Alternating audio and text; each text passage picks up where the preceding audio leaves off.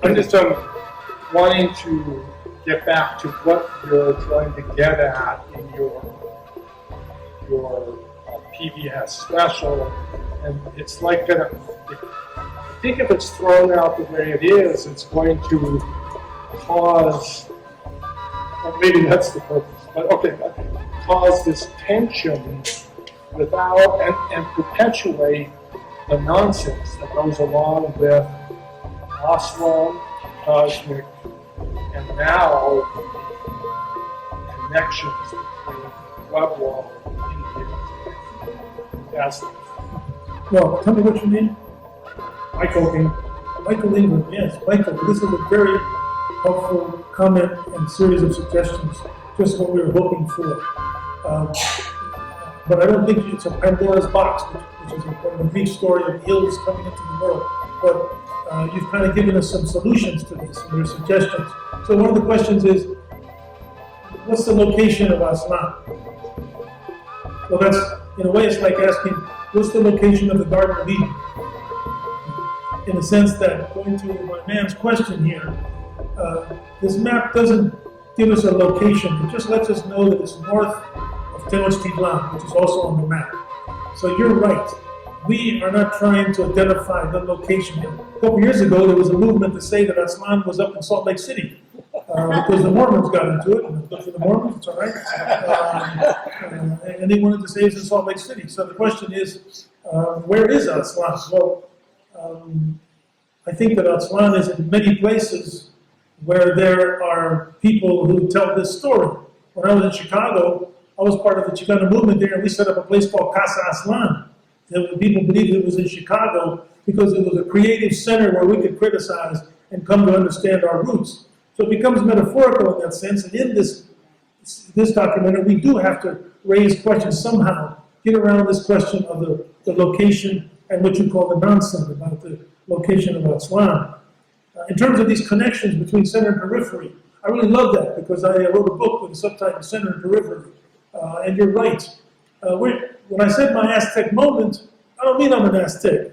I mean that this is a part of my complexity as a multiracial, multi-ethnic person.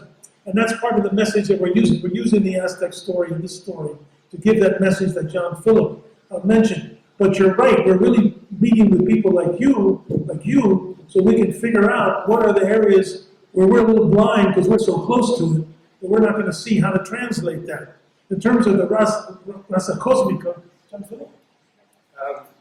Michael, thank you for that question.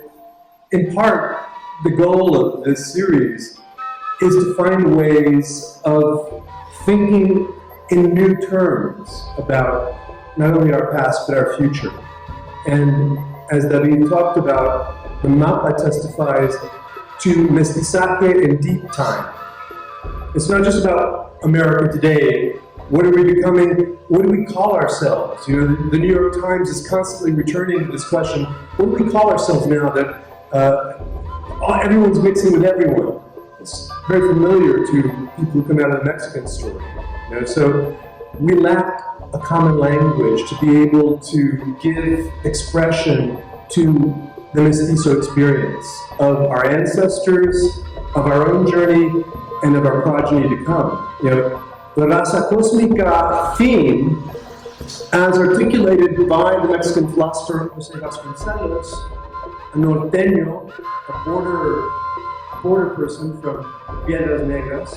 Vasconcelos was born in Piedras Negras. That text is a very powerful testimonio to a new way of thinking. It's full of flaws. It's full of strange subtexts, story of Atlantis, of strange race ideology. But it's part of a fitful reaching for a new way of thinking. You know? And it's striking, as David has mentioned on several occasions already this evening, we're in a time when we have the first irrefutably mestizo president. Right? All the presidents have been mestizo. But no one had any inclination to even name that. And even now that we have a biracial president, is something he dares not speak about. Because this aspect of our history, the conjunction of our history, our current moment, and the path forward is so confounding to people who are accustomed to thinking in black and white. You know? So that's precisely what we're trying to connect to in terms of the telling, the reading of this mapa, the telling of the story of how these themes have been used by artists, by writers, by intellectuals, by activists, as a way of understanding that this is not about recovering the past, it's not about finding Aslan so that we can return there and go back and live in the 7 caves. It's about a way forward. And you know, the Raza Cósmica theme is the beginning of that. It's a germ. It's not the destination, it's the germ.